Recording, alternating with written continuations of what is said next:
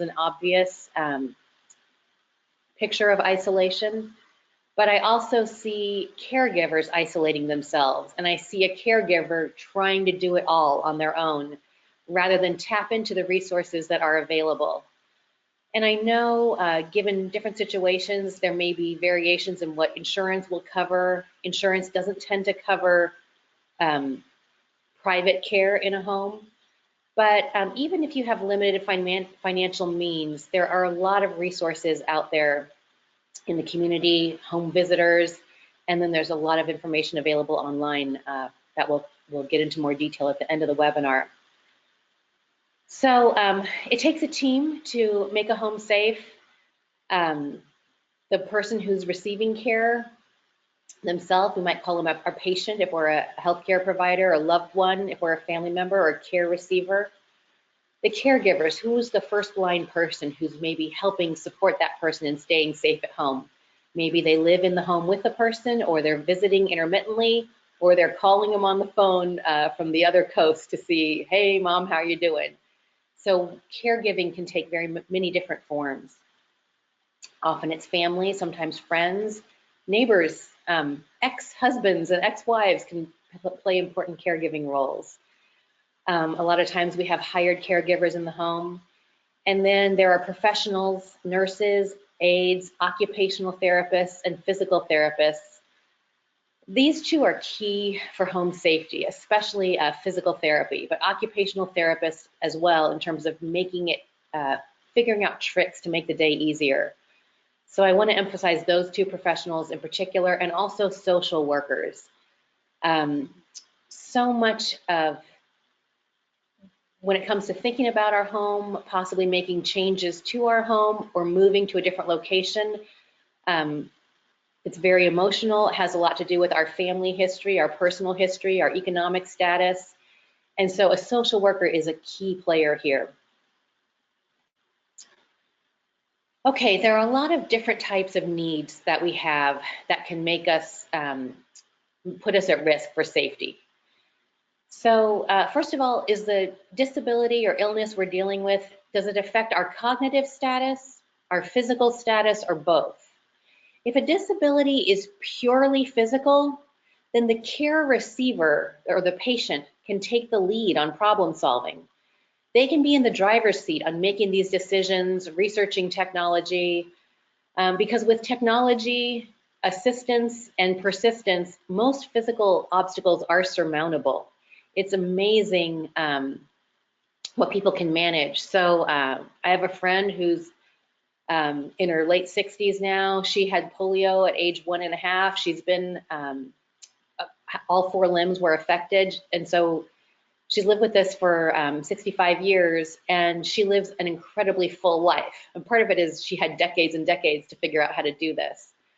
I also read a biography by a woman named Carolyn Martin who had severe cerebral palsy at birth.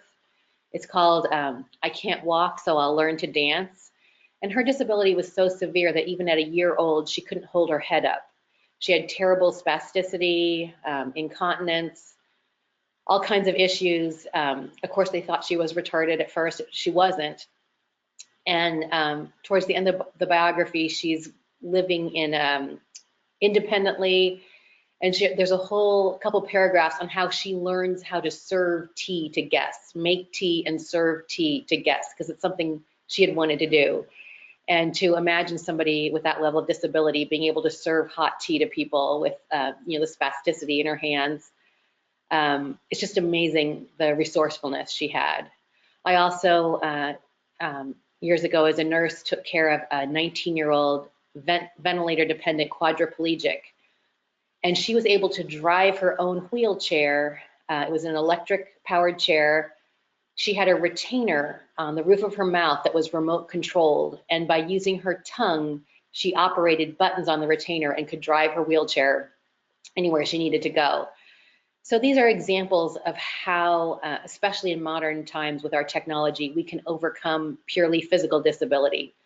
But most situations, especially if folks are declining due to age or illness, there's cognitive issues as well. And a lot of the the difficulty in figuring this out has to do with the fact that the illness might be changing relatively rapidly. So as we're learning to cope with a certain set of parameters, by next week or next month, it could be a whole different set. And when we talk about environmental modifications, I'm going to caution you to not necessarily do that, $50,000 remodel, because by the time it's done, the person's needs could be different, and those modifications may not be relevant. And sometimes people get better too. So remember, the long-term disability community can be a great resource, especially when you have a stable condition that affects one particular physical ability. I also want to talk about the trade-off between what a lot of us healthcare providers perceive as safety or health, and what a lot of care receivers or patients perceive as their privacy or independence. So as I've been a nurse about 26 years now, and I'm starting to realize that I'm not always right, and that my idea of safety may be less important than what the care receiver perceives as their quality of life. And so, of course, I don't want any of my patients to fall. I don't want to find somebody who's on the bathroom floor, who's died perhaps. But that's my preference, and there are a lot of patients out there who would rather take those kind of risks. They would rather live alone. And if they're cognitively intact, if they can make informed decisions, they have the right to do that.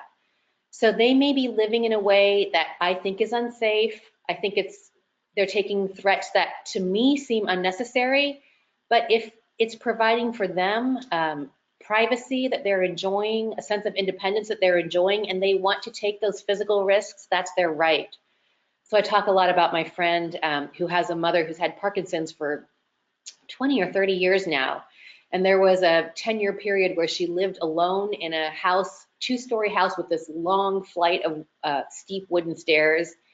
And she fell a lot. And we were glad that she never had a major bleed or broken bones. She's a pretty tough lady. But it was very hard for me, just knowing the lady and her daughter in particular, to let her keep taking those risks. And eventually she declined to the point where she did move in with her daughter. But for those 7 to 10 years, we just had to accept that those were the risks she wanted to take. And she had a great quality of life during that time, even though it wasn't what we would have chosen for her.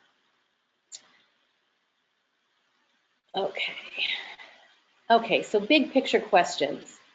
And I want to start with a even bigger one that's on the slide. What is home? You know, we have an idea of home with our white picket fence, but a lot of people don't have a home. Some people are ill and dying and they're homeless. Some people don't have financial means to have a nice big comfortable home like a lot of these slides show.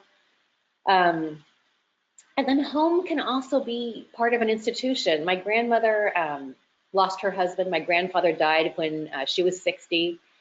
She went to the Peace Corps in Africa. She lived in a little round hut with a thatched roof. And when she came back to California, she decided to move into her retirement community.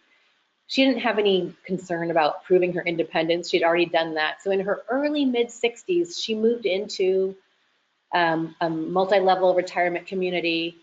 And she lived there for 35 years. It was the longest she'd ever lived in any one place. So you might say she was living in an institution, but that was truly her home, and she was very happy there. So just because we're talking about home doesn't mean it's not a facility. And then I also, just speaking of my grandma, there were some, as she did finally become ill, she was dying mostly of old age. She was close to 97. And she probably had bladder cancer, but she didn't want to have any tests done. She wasn't interested in any chemo or radiation, so we never knew for sure, but it seemed that she must have had some bladder cancer. And so she was starting to decline, starting to fall more, but that didn't bother her. She was very short and very round, and she said, when I fall, I don't get hurt, I just roll. And it was true. She never got hurt from any of her falls, even though we were horrified about it. She would be going up and down the curbs in her walker rather than walking to the crosswalk. But eventually it got to the point where she was needing more help. My grandma lived in LA. My mom and I live here in Northern California. It's about a 7-hour drive. So mom would drive down there, and she hired some caregivers through an agency. She got her started on hospice. And then my mom drove back up here and grandma fired everybody. She told them she didn't need any help, and she fired them all. So my mom had to drive back down there. And I'm just sharing this family history as, you know, it's just a realistic thing. These things are hard to figure out. And grandma's status would fluctuate over that first year in particular. Eventually, as she declined more, and we found some hospice staff that she got along with a little bit better, she was fine with enrolling and staying enrolled. And my mom would drive back up here to Northern California. But then sometimes my mom would just burst into tears and drive back down. It turned out my mom wanted to provide hands-on care for my grandmother, even dealing with her incontinence, which is, my mom is not that kind of person. The last thing my mom would ever be would be a nurse, but she found in the end, she wanted to be there providing the care herself. So I'm just saying it's hard to predict these things, and we don't have a lot of control over how it goes. So we've got to stay flexible and keep our sense of humor. So is it time to move? You know, this webinar is titled Aging in Place, but sometimes we need to age in a new place. Sometimes we just maybe need to change the caregiver situation, and we've got a bunch of slides that are going to go into these details, and many slides about environmental modifications, tools, and getting outside resources. So let's first look at health factors. Denial it can be a huge factor affecting both the care receiver and the caregiver. Here's a little tip from the Home Care Guide for HIV and AIDS. Talk about important or sensitive topics at a time and place that are calm and conducive to open communication, not in the midst of a family crisis or argument. So that's advice I would do well to take for myself. It's hard to remember, but a really good tip there. So we've got a whole list of things that can affect care. Some of these things we forget affect the elderly, things like substance abuse, depression, and anxiety. So we want to assess for those. And if it's an issue for the care receiver as well, we want to get treatment for these things. Because I'm a wound care nurse, I want to particularly talk about leg swelling. That affects people's ambulatory status so much more so than they realize. If your leg is full of water, you can imagine how heavy that would be, like having a big water balloon tied to your leg, and that can really affect your ability to get in and out of bed and to ambulate. And we'll be talking more about getting the kind of care you need to prevent problems like this. And we'll talk about exercise as well. Let's see if I have any more notes here. And again, keep in mind that the disability community and the internet can be great resources, especially when there's a particular health issue that may be affecting safety. So is it time to move? Before we really bust our brains trying to make this home situation safe, let's look at, is it even going to be possible? What's the accessibility of the entry or exit? If we can't safely get in and out of the house, that is going to be a deal breaker. Within the home, if you have to sleep upstairs and there's no way to navigate the stairs, then it's going to be time to move. Also, let's not underestimate the value that supported environments can provide. Meals, personal assistance, medication assistance can be the key. You know, sometimes someone's just a little unwilling or forgetful about their meds. They get into a supported environment and their functional physical status skyrockets because they're just simply getting the meds they need at the right time. And some people do need full 24-hour care. That can be hard to provide in a home, and sometimes we can pull that off. So, you know, over all my years in hospice and home health, very often I've been part of a team trying to help people make these decisions, and over, I hear once somebody has moved into assisted living or skilled nursing, they just say, I wish I would have done this a year ago. I wish I would have done this 2 years ago. They're suddenly having a social life, there's all these activities, and we'll see their physical and mental health and their cognitive even their cognitive status improve. So if it is time to move, I advise you to move sooner rather than later, so you can really enjoy that new environment and make it more of a home for you. Oh, and I also want to talk about, this is a tip from a book by Claire Berman. Caring for yourself while caring for your aging parents. I just think that title is amazing, and I think we've got it listed at the end here in the bibliography. The question is, when is your parent ready to move? And she says the right time is determined by when the caregiver is ready. So often we're waiting for mom or dad to be ready to move, but they're doing okay in their original house, but it's because we are running ourselves ragged by providing that support around the clock. And if it's not working for us, we need to step up and advocate for change. I also want to mention that it depends on the type of environment your home is in.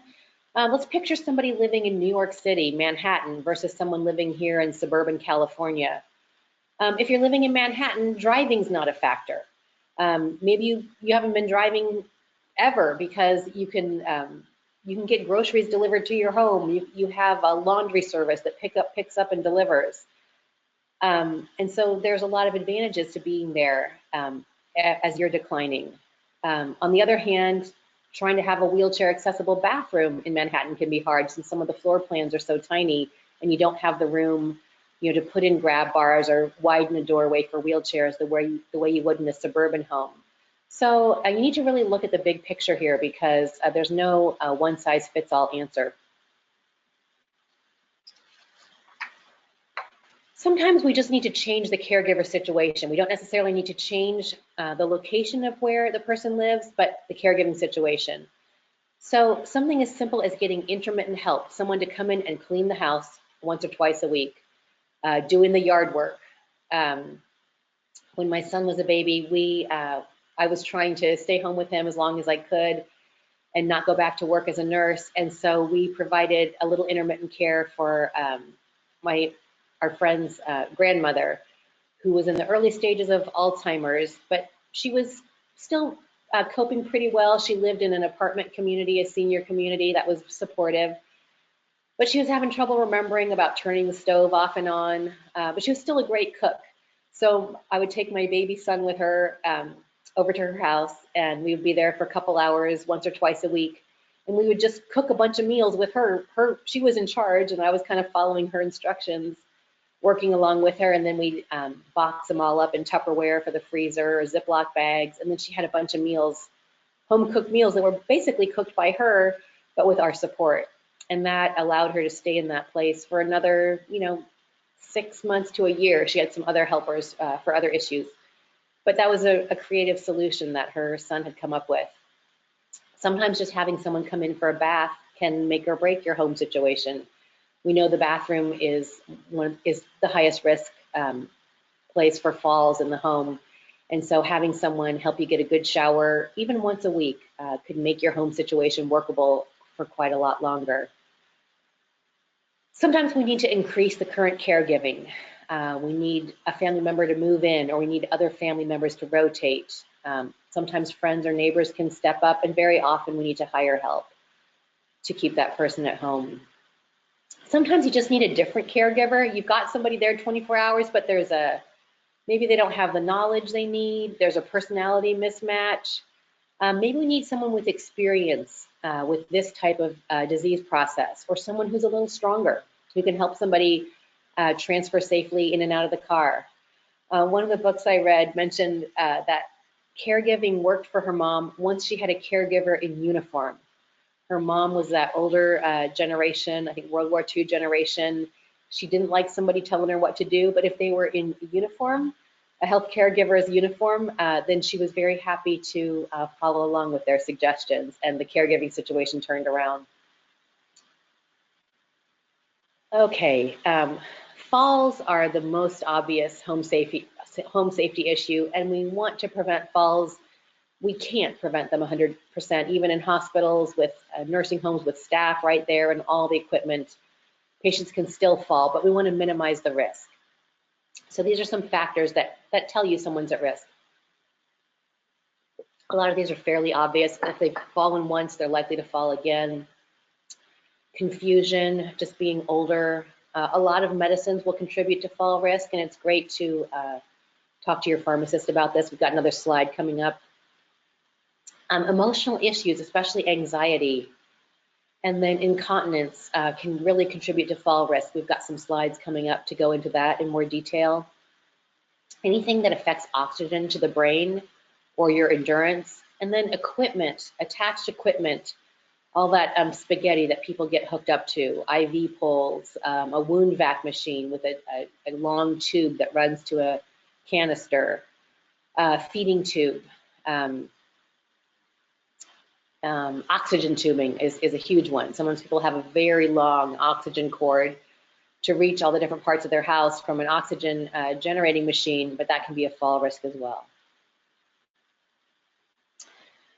So regular exercise is one of the best ways to prevent falls, and we'll get into some more details here. A medication review by a doctor, but especially a pharmacist. I feel like we overlook pharmacists as a resource. And you may have to wait a few minutes for them to come to the counter, but they are the best ones to go through your medicines and let you know what may be affecting safety and fall issues.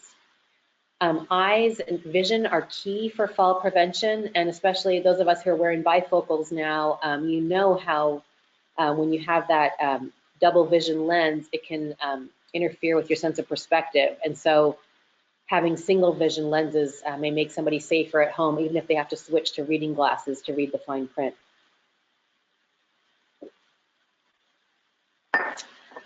Regular exercise doesn't necessarily mean hours at the gym. We want to make it fun and interesting, and we want to include each of these 4 types of exercise.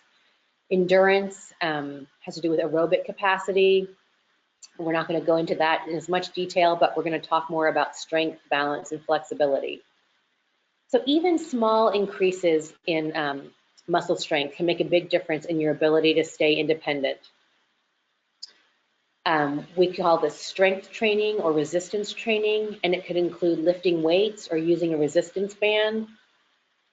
Here's a quote from a book by Virginia Morris, How to Care for Aging Parents.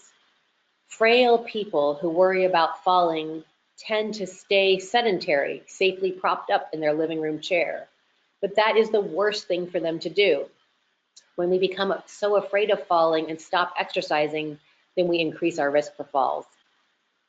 And also, I want to tell about my patient, George, years ago, one of my favorite hospice patients, who had always been very physically fit, but he was dying of cancer, and as his cancer progressed, he became bedbound, but he had a trapeze over his bed, and he was still doing chin-ups on his trapeze, even in the last few weeks of his life. And that just made him happy, and it kept his strength up to help him be able to turn and position himself in bed a little bit better and prevent pressure sores, keep himself more comfortable.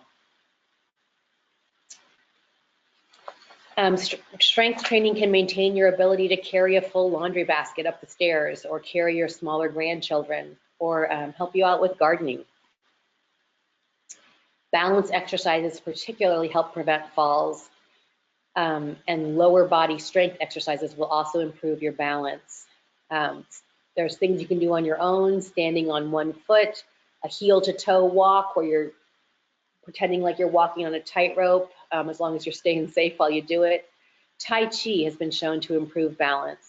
And I really encourage you to look for fall prevention classes in your community. If you can't leave your home, a physical therapist can do a little one-on-one instruction for you. But now there are a lot of classes that are specifically geared towards fall prevention, and people have some great ways to help you improve your strength and balance. Balance exercises can help you stand on tiptoe to reach something on the top shelf, help you get up and down the stairs more safely, or manage an uneven sidewalk without falling. Flexibility or stretching exercises make it possible for you to look over your shoulder to see what's behind you as you back your car out of the driveway or change lanes on the freeway. You're better able to make a bed or bend over to tie your shoes. So there's a lot of different things that tie into making us safe. Here's a kind of a recap of some of what we were talking about, but a few more benefits of exercise. I always feel like we can't champion exercise enough, because it can improve our mood, our self-esteem. It can provide a great social activity, and we know that socialization itself improves mood and self-esteem. The caregiver-care receiver relationship can improve.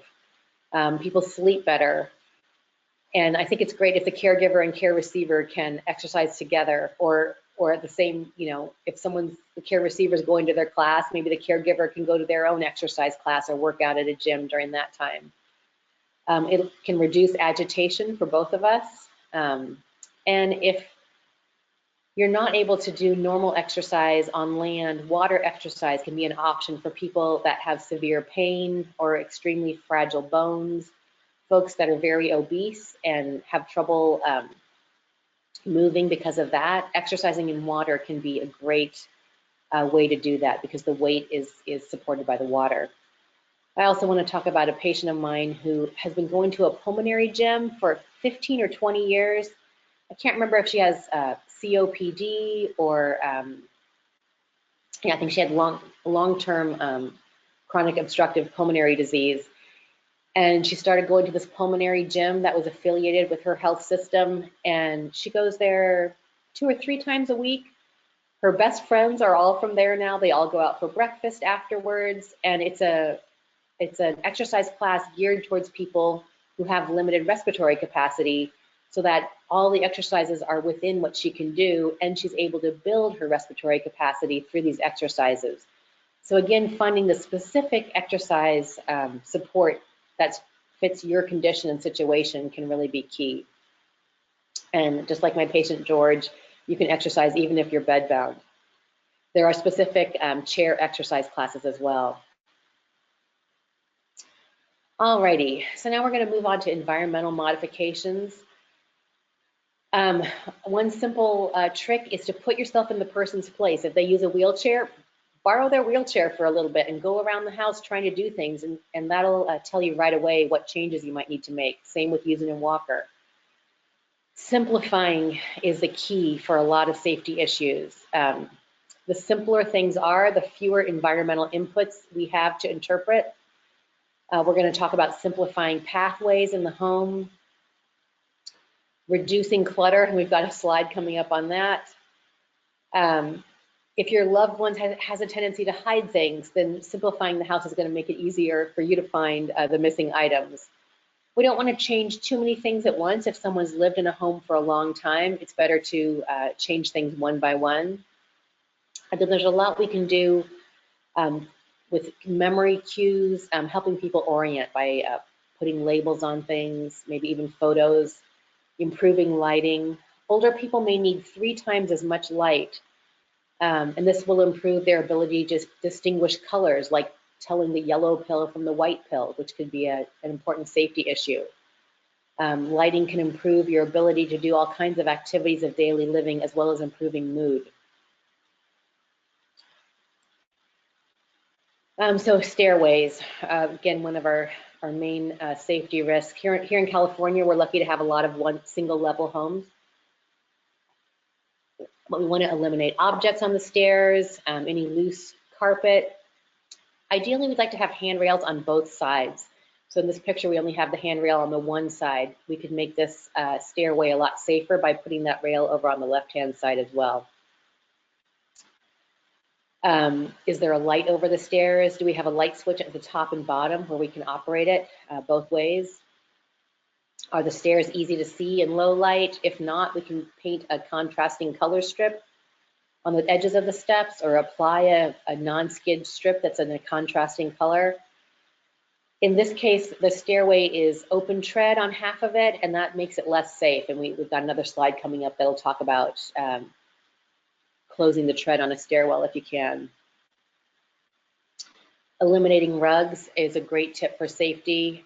Also helps with cleanup in terms of just managing things better. If we can't eliminate a rug, if it's something they're really attached to, double-sided tape or non-slip pads can reduce the danger there. Here's a good example of clutter. This is what my home used to look like, but I've actually been, for the last 10 years, I've hired a professional clutter buster to work with me.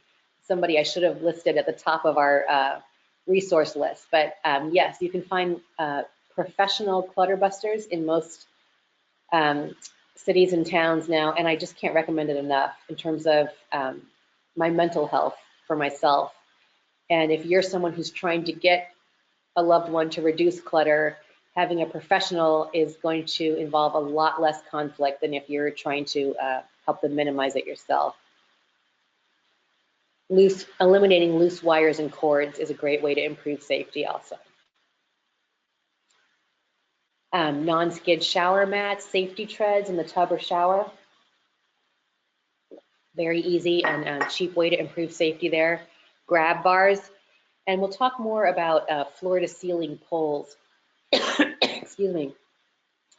So I'm just gonna pop a cough drop here. I've got this little summer cold, excuse me. The transfer poles are another one that can be used in the bathroom.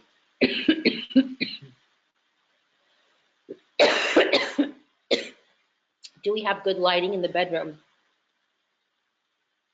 And do we have good lighting between the bedroom and the bathroom? This is really key.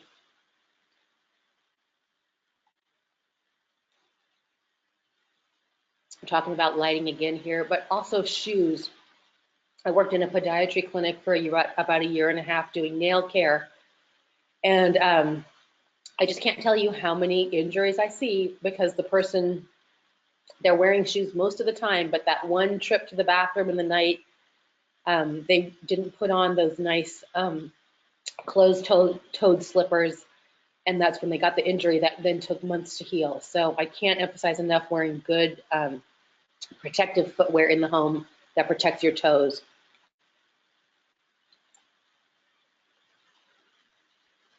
Okay, this is our section on incontinence and how it relates to fall risk. Number one, if you're incontinent and you have a wet floor surface, it's going to be slippery. When someone's rushing to the bathroom because they're afraid they're not going to get there in time, it's a very common cause of falls. So we want to make sure people have the absorbent products they need so they can feel confident, hey, if I don't make it in time, it's no big deal. Better to stay safe, use the briefs I'm already wearing, and change them rather than rush to the toilet and have a fall. Incontinence can also be a sign of a sudden change, especially if it's sudden onset incontinence. And there could be underlying causes causing the incontinence that could also affect fall risk, like delirium. And medicines that we use to treat incontinence can cause postural hypotension. That's where when you stand up, your blood pressure drops and you can get dizzy and fall. So we need to be careful with that. And if folks have postural hypotension for whatever reason, it's really important to have them take their time when they're getting up, let their blood pressure regulate as they go from lying to sitting and then from sitting to standing. If we're having to get up a lot in the night to go to the bathroom, that can lead to poor sleep and fatigue, which will also contribute to fall risk, as well as those bathroom trips in the night themselves, increasing our fall risk. So we want to treat incontinence, and at the end of the webinar, we have a list of organizations that can that have resources for treating incontinence. So many people think there isn't help for it, but there is, and I want you to be sure you know to look for it. We want to take people to the bathroom ahead of schedule, if possible. Locate the patient closer to the toilet. So if their bedroom is a long way from the bathroom, let's get a bedside commode. We can even put a bedside commode in the living room to make it easier for them to get through their day safely. And we need to tailor it to exactly what their needs are. We want clothes to be easily removed, again, to reduce anxiety about making it to the bathroom in time. Again, keeping the path free of obstacles and having the right absorbent products. And a continence practitioner can really give you some good tips here. This is just a short little bit about aiming issues, because continence issues, urine odor in the home can sometimes make or break whether someone can stay at home or whether a caregiver can deal with caring for this person there. And with some of our older gentlemen, aiming can become an issue. So if we have a grab bar there to provide stability while you're aiming at the toilet, it can increase your chances for success. And these are other tips too that can just help somebody get the urine stream in the right spot and can make the day a lot easier for everybody. In the kitchen, it might be time to switch to non-breakable dishes and cups rather than using the fine china. Taking the doors off the kitchen cabinets, that eliminates one place where we might be banging our head, and it also makes it easier for us to see what's in there. There's a lot of organizational tools that make it easier to find what you need. Easier to open jars using a jar opener rather than injuring your hand or wrist. And having things hanging on hooks makes it easier to find, again, reducing frustration, improves safety as well. There's a whole host of fancy factors in the kitchen, but some of the simple ones can be just putting the toaster on the table rather than having it on the counter so you're not going back and forth. Put the coffee maker on the table too, so you're not walking with that hot cup of coffee from the counter to the table. If it's already there, brewing on the table, you've eliminated one safety problem. If we can eliminate toxic products from the home, that's going to improve safety. Maybe we have an outside cleaning crew that just comes in to clean, and we don't keep those products in the home. There's all kinds of appliances you can find online for improving kitchen safety, like a garbage disposal that only operates when a cover's in place, a scald guard to make sure that the temperature of water coming out of the tap can't get above a certain level, timers to set limits on stoves and other appliances, and there's even a flood alarm. So if someone tends to leave the kitchen sink running or has trouble operating the washing machine, an alarm can go off to trigger help if the house is flooding. In the bathroom, we've already talked about some of these, but there are major environmental modifications you can do for bathroom safety. Some of them may be beyond the scope of what's realistic if someone has a relatively rapid disease progression, but this is just to give you a sense of what's possible. Again, some of the simpler things could just be a raised toilet seat or a soap dispenser, a wall-mounted soap dispenser in the shower. Then you're not bending over to catch that bar of soap that's slipping out of your hand. In the living room and bedroom, again, I feel that transfer poles are underutilized. This is the long pole that goes from floor to ceiling, can make it possible for you to get on and off the couch or in and out of bed. A hospital bed can be a great tool. Hospital beds have rails that give you a handle to hold on to, and sometimes having the hospital bed in the living room, it can just make everything safer for everybody. Hoyer lifts can be a great tool. This is a hydraulic lift that can transfer someone using a sling from a bed to a wheelchair. And the Hoyer lifts come with a regular sling, but they also come with toileting slings. So there's a cutout around the person's backside, so you can transfer them directly to a bedside commode, and they can still go to the bathroom relatively normally, and that can help eliminate need for briefs or diapers in the bed. And remember, an overbed table isn't necessarily just for bed. It can help you manage by the couch or in a living room chair. There are major environmental factors you can do, installing ramps and entryways. And again, we want to look at our situation realistically. Is this something that's worth investing in, given the timing I'm seeing with this disease process? Home health agencies are a wonderful resource, and home health is covered for many different conditions, especially if you've had a hospital stay. Home health agencies have physical therapists and social workers and occupational therapists. A lot of times we just think about nurses, but these other disciplines can be the key for problem solving these home safety puzzles. Also, what tasks can you offload? If shampooing at home is an issue, it's difficult and unsafe, let's go to the hairdresser once a week for a shampoo. Let's go to a nail salon or a podiatrist for toenail care. And again, can we offload other tasks around the house? Medications can be delivered in pre-filled medisets. There are some online pharmacies that will mail you the medicines already pre-filled in the boxes. So if someone has a relatively stable medication regime, this can be a great resource for safety. We're not going to go into a lot of detail here, but anything we can do to simplify, use an electric razor. Maybe we don't need as much makeup. Can reduce frustration throughout the day and improve safety. Does somebody really need to wear a bra at this point in their life? You know, we want to support them in maintaining their identity, but we also may need to simplify to stay safe and conserve our energy.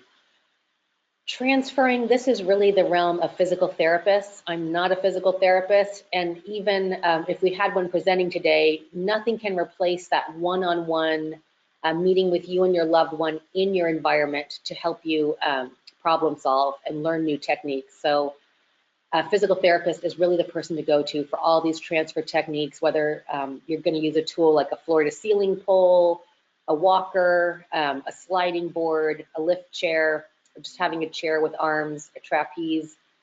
These are all things we want to check in with a physical therapist about. And again, they would go through all kinds of details like this, particular tips for your situation. And for improving someone's ability to ambulate. If we can keep somebody walking, that's going to help them stay safer for longer and improve their life expectancy. So again, a physical therapist is the key for all of this. Miscellaneous tools, there's so much out there. The sky's the limit. But my personal point of view is that technology is not a replacement for human interaction. There can be great little niches where technology works. A friend of mine works with a chronic disease management program. So folks with congestive heart failure get a weekly phone call from a nurse to check up on how they're doing with managing their medicines. Are they tracking their weight for signs of fluid overload? And they have great results in keeping people safe at home, but it's for a very specific condition. And I often find that, you know, we're getting call buttons for people who can't even remember to use them. So technology can have a role, but again, it doesn't replace specific human interaction and support, because you've got to be able to remember to use the technology tools. Dementia-associated behavior can be particularly challenging when it comes to safety. We could do a whole hour on that alone, but wandering is one thing I want to address today. Making time for regular exercise can reduce wandering behavior because people are physically tired. You may want to install locks that require a key, but you have to balance that against fire safety for other people in the home. Sometimes there's ways to mask a door or even paint a black hole on the porch in front of the door that'll make somebody hesitant to step over that threshold. Child-safe doorknobs can help. A home security system, you know, there's so much in the way of electronic monitoring and GPS devices that can help us keep somebody home or help us find them easier if they do wander. An ID bracelet is one way, and getting to know your neighbors, and sometimes the local police get familiar with our wandering people. And we'll have some internet resources coming up here in a couple minutes. So choose your battles. Ask yourself, what's really important here? Am I being stubborn on an issue because I need to win an argument or be in control? Decide to avoid and ignore minor conflicts, and instead use your energy and influence for important issues. This is from the Home Care Guide for HIV/AIDS again. And it talks about a loved one who, I think this is somebody who's very elderly, maybe in his 80s, and he was planning to buy a motorcycle, was gonna adopt some kids and start golfing. And they realized they don't need to fight with him about that. Go ahead and let him call some adoption agencies. He's obviously not gonna meet the criteria for adoption, and we didn't need to fight that one with him. We need to recognize when we're overwhelmed and save our energy. And also, it's important to address spiritual concerns. So your chaplain, your priest, rabbi, minister can all be important people for helping us look at home safety, because when we are spiritually at peace, we can make better decisions here. Anger, fear, and guilt are all common emotions experienced by caregivers. We need to acknowledge our feelings and address them, and remember that we're not bad for having these difficult feelings sometimes when we get frustrated. Just to close here, I want to share one picture from Partial View, an Alzheimer's Journey, book by Carrie Henderson and Nancy Andrews. Carrie Henderson made these notes as he was dealing with Alzheimer's himself, and he was able to live at home with his wife for a long time into the illness. And Carrie says, there are things I wish I could do, but on the other side, there are still things I can do, and I plan to hold on to them as long as I possibly can. Laughing is absolutely wonderful. A sense of humor is probably the most important, valuable thing you can have when you have Alzheimer's. I think that applies to most of us for whatever condition we're struggling with. And I just hope for all of you that you can find a sense of home wherever you are, wherever is the safest place for you and the best, most enjoyable place. There's a bunch of resources that are available from the CDC all the way to Shield healthcare community itself. These are all tips for fall prevention, more internet resources, some specific ones about transferring from wheelchair to car and back, continence-specific resources. The Family Caregiver Alliance is just a wonderful resource for anybody who's providing care for a loved one at home. And some other organizations helping you find the care you need. The Alzheimer's Safe Return Program for people that tend to wander. Resources about paying for senior care since finances can be so much of an issue. And I also have the resource for Nancy Andrews, that wonderful photographer who really captured home care in that book, Partial View. And then here's a lot of the books that have been valuable to me. So I think that's the end of our show here today. If you guys have any questions, I'm happy to do my best to answer them. And Danny, I'll turn it back to you in case you want to talk more about the CE certificates. All right, thank you so much, Barbara. That was very informative. I'm sure a lot of caregivers will appreciate all the advice you've given and all the experience you've been through. Okay, so back to CE contact hours. If you're a healthcare professional who's looking for CE contact hours, just please be patient. You'll receive an email from Capital Nursing Education in a few days. They usually take around 5 to 7 business days. If you are watching as a group, just please make sure you download the handouts on the right-hand side of your screen. If you're viewing through the app, you have to click the More tab on the bottom of your screen, and then just download it from there. Once you do that, fill it out. Just email it to capitalnursingeducation@gmail.com. Could you go to the next slide, Barbara? All right, so as another resource for caregivers, we also have our website. You can go to shieldhealthcare.com/caregivers. We publish caregiver articles quite frequently, and you can go through here just to see some advice, tips, different topics about caregivers. In addition, we did publish our second half of the webinar schedule. We will have some caregivers webinars there as well. Next slide. All right, so at this time, we're gonna open up to any questions. If you have any questions, just type it up into the chat box, and then we'll try to get as many questions answered as possible.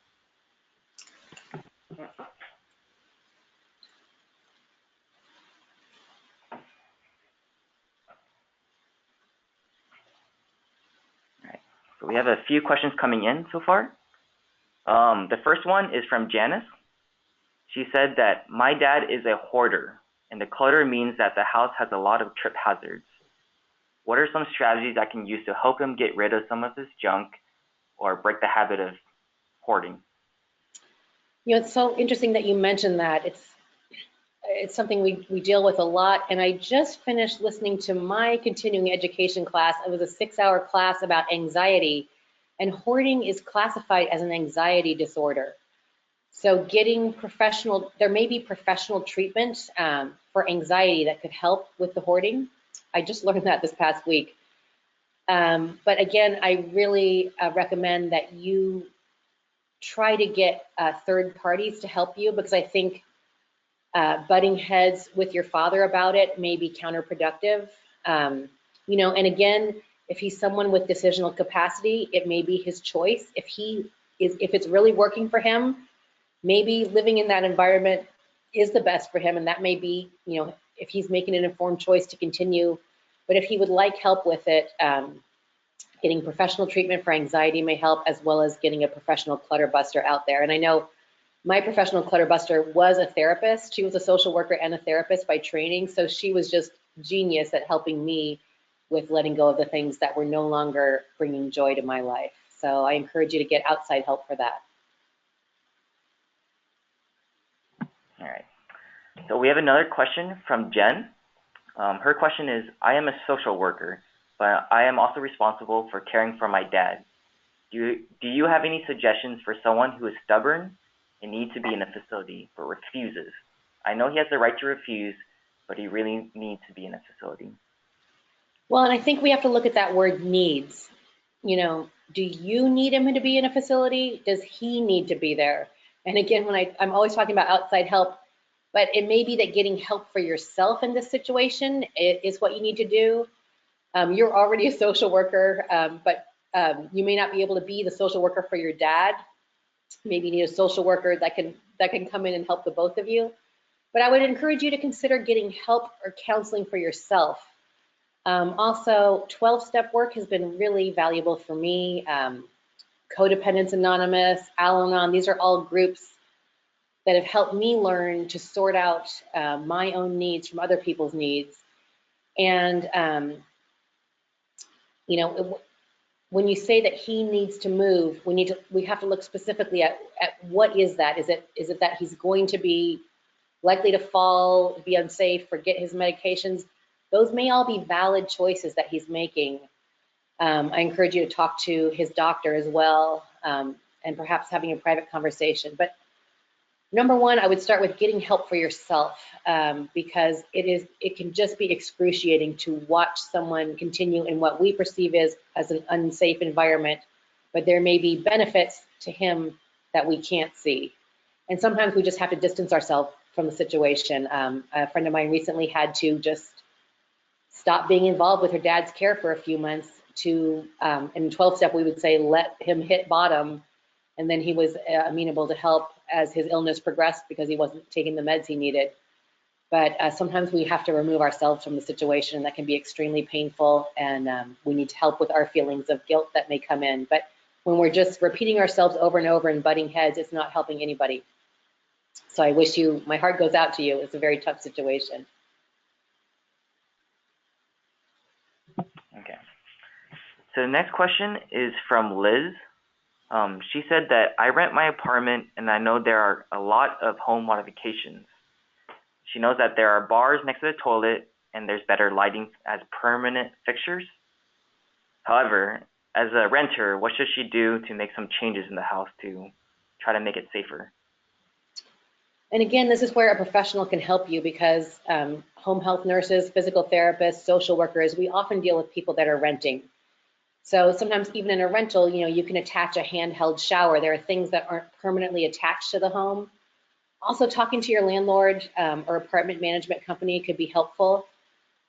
But again, I would get a professional opinion about what's absolutely needed, and you know, can we make it work in this environment, or do we have to move? It's good you've got some of those features already there, but I would again get some outside help, talk to the apartment manager, and see what you can do. Maybe what you have now is enough, you know, but it's important to have that conversation so it's not something that's nagging at you in the back of your mind. But there are a lot of like a detachable bar that attaches to the side of a tub. There are detachable appliances that can improve home safety. And maybe the apartment manager would let you install, you know, a floor-to-ceiling transfer pole. It's very easy to uninstall it, and a couple simple screw holes that would need to be spackled over in the end. So it doesn't have to be a big change. Okay, perfect. All right, so this one is from Lewis. This will probably be our last question for today. He asked, or he said, my aunt fell earlier this year and now she's really timid and will barely leave the house. What can I do to encourage her to get out and be more active? I know she's only making herself weak, but all she's doing is staying home. Yeah.